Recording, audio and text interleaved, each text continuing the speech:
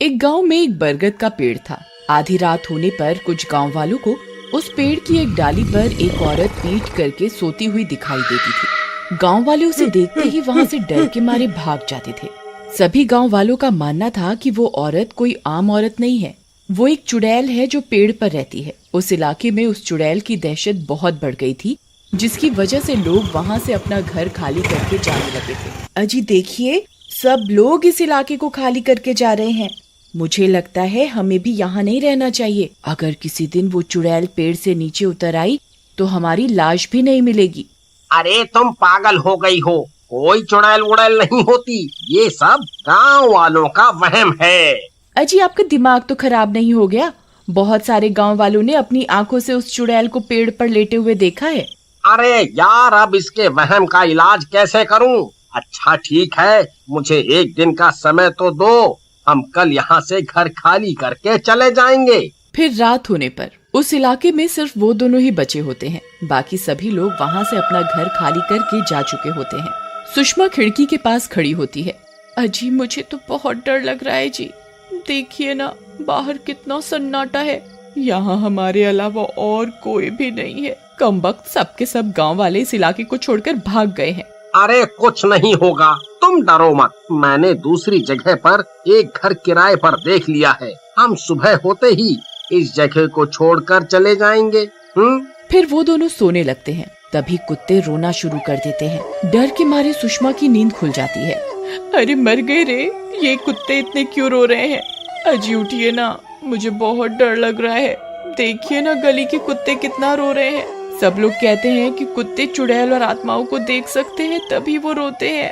अरे यार, तुम भी सुनी सुनाई बातों पर विश्वास करती हो। कुत्ते चुड़ैल को देखकर नहीं, बल्कि भूख लगने की वजह से रोते हैं। चलो सो जाओ। फिर इतना बोलकर बल्लू सोने लगता है, लेकिन सुषमा को नींद नहीं आती। फिर कुछ देर बाद किसी के चीखने की, गुर्राने की आवाज आती है। सुषमा खिड़की के पास जाकर बाहर की ओर देखती है तो उसे पेड़ पर कोई औरत पीठ करके सोती हुई दिखाई देती है। उसकी साड़ी पेड़ से नीचे की ओर लटक रही होती है। उसे देखकर वो बहुत डर जाती है। अजी जल्दी उठिए, देखिए वही हुआ जिस बात का डर था। देखिए वो चुड़ैल पेड़ पर कैसे लेटी है। फिर बल्लू भी खिड़की से झांक कर उस औरत को देखता है। अरे ये तो कोई औरत लगती है, इसी की वजह से सब लोगों को अपना घर छोड़ना पड़ा। मैं अभी जाकर इसकी खबर लेता हूँ। अजी आपका दिमाग खराब तो नहीं हो गया है जो खुद मौत के मुंह में जाना चाहते हो? अरे कुछ नहीं होगा, ये सिर्फ एक औरत है जो सब गांव वालों को डरा रही है। मैं अभी इसे सबक सिखाता हूँ। फिर बल्लू गुस्से में घर से बाहर निकल जाता है और सीधा उस पेड़ के पास पहुँच जाता है। वहाँ उसे वो औरत दिखाई देती है। उसकी पीठ होने की वजह से बल्लू उसका चेहरा नहीं देख पाता। कौन है तू, और तू इस पेड़ पर क्या कर रही है? तेरी वजह से यहाँ के सब लोगों को अपना अपना घर छोड़कर जाना पड़ा। बस बहुत हो गया, मैं तुझसे नहीं डरता। चल अभी के अभी नीचे उतर। लेकिन उस औरत पर बल्लू की बातों का कोई असर नहीं होता और वो चुपचाप लेटी रहती है। लगता है ऐसे नहीं मानेगी, रुक अभी तुझे बताता हूँ। फिर बल्लू उस चुड़ैल का पल्लू पकड़कर उसे नीचे की ओर खींचने लगता है। उस पेड़ पर कोई चुड़ैल नहीं होती, बल्कि चुड़ैल के रूप में एक बहरूप या प्रॉपर्टी डीलर होता है। अरे ये कमबख्त तो मेरे पीछे ही पड़ गया। अरे नास मिटे, ये क्या कर रहा है? क्यों मेरे करे कराए पर पानी फेर रहा है? अरे छोड़ दे कमबख्त, अरे छोड़ मेरा पल्लू, छोड़ दे। ए चुड़ैल, आज मैं तुझे नहीं छोड़ूंगा। आज तुझे इस पेड़ से नीचे उतार कर ही रहूंगा। अब क्या करूं? अगर इसे मेरी असलियत के बारे में पता चल गया तो ये पूरे गांव को बता देगा।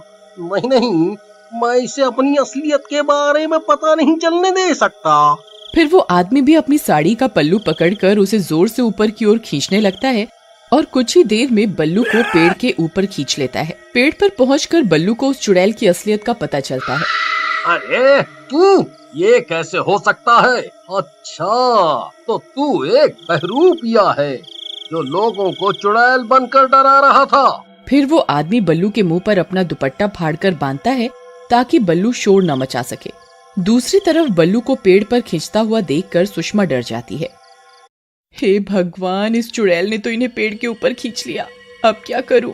फिर सुषमा भागती हुई सीधा गांव के सरपंच के पास जाती है और सरपंच को इस घटना के बारे में बताती है।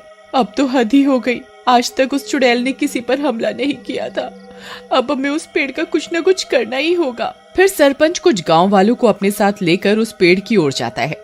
देखिए सरपंच जी, ये यहीं खड़े हुए थे, तभी उस चुड़ैल ने इन्हें ऊपर की ओर खींच लिया। फिर सब गांव वाले ऊपर की ओर देखने लगते हैं, लेकिन पेड़ बहुत घना होने की वजह से उन्हें कुछ दिखाई नहीं देता।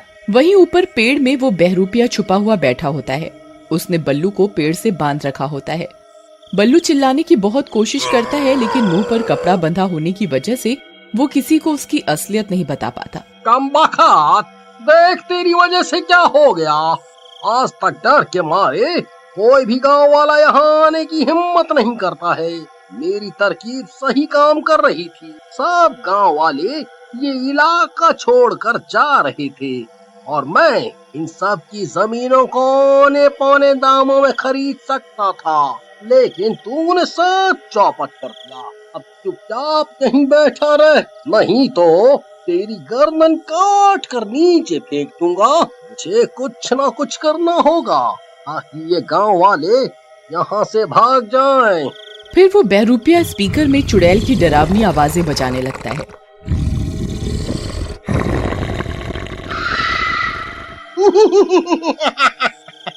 अरे मर गए रे सरपंच जी, लगता है वो चुड़ैल जाग गई है, तभी गुर्रा रही है।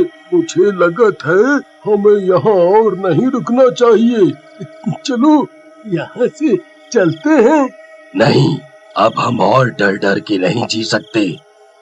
आज हम इस चुड़ैल को मजा चखा कर ही रहेंगे। भीमा, एक काम करो, इस पेड़ को आग के हवाले कर दो। ना रहेगा बांस, ना बजेगी बांसुरी। नहीं नहीं सरपंच जी, अगर आपने पेड़ पर आग लगवा दी तो मेरे पति का क्या होगा? बल्लू अब तक मर चुका होगा, उस चुड़ैल ने कब का उसे खा लिया होगा, उसके बचने की कोई उम्मीद नहीं है अब।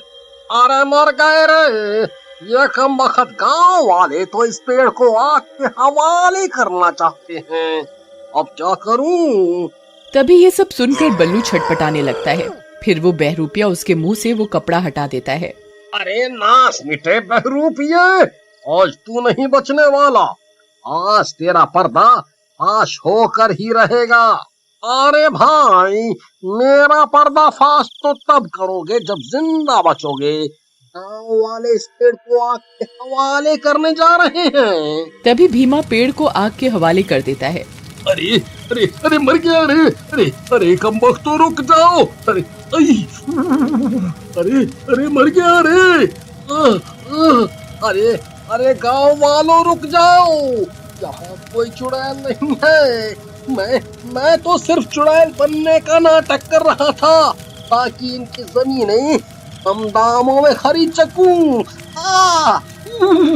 अरे मर गया जी। अरे अरे नास मिटो, जल्दी ये आग बुझाओ, नहीं तो हम नहीं बचने वाले।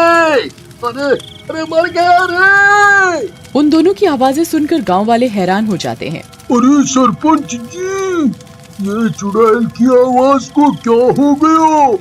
ये अचानक से मर्द की आवाज कैसे निकालने लग गई है? सरपंच जी, ये इन्हीं की आवाज है, ये जिंदा है, जल्दी कुछ कीजिए ना। भीमा, यहाँ जरूर कुछ गड़बड़ है, जल्दी से इस आग को बुझाओ, हमें इस आग को रोकना होगा। फिर गांव वाले बल्लू के घर से पानी की बाल्टियां भर भर कर लाते हैं और पेड़ की आग को बुझाने लगते हैं। कुछ ही देर में वो आग पर काबू पा लेते हैं। फिर बल्लू और वो बहरूपिया पेड़ से नीचे की ओर कूद जाते हैं और बहरूपियों को चुड़ैल के रूप में देखकर सब हैरान रह जाते हैं। अरे ये तो इसी गांव का प्रॉपर्टी डीलर मनोज है। कमबख्त, तू इस पेड़ पर चुड़ैल बनकर क्यों रह रहा था? बोल। गाँव वालों, मुझे माफ कर दो, मैं लालच में आ गया था और यहाँ के लोगों को चुड़ैल का डर दिखाकर उनकी जमीनों को कम दामों में खरीदना चाहता था। मुझे मुझे माफ कर दो। फिर सरपंच उसे पुलिस के हवाले कर देता है और सब गांव वाले वापस अपने अपने घरों की ओर लौट आते हैं।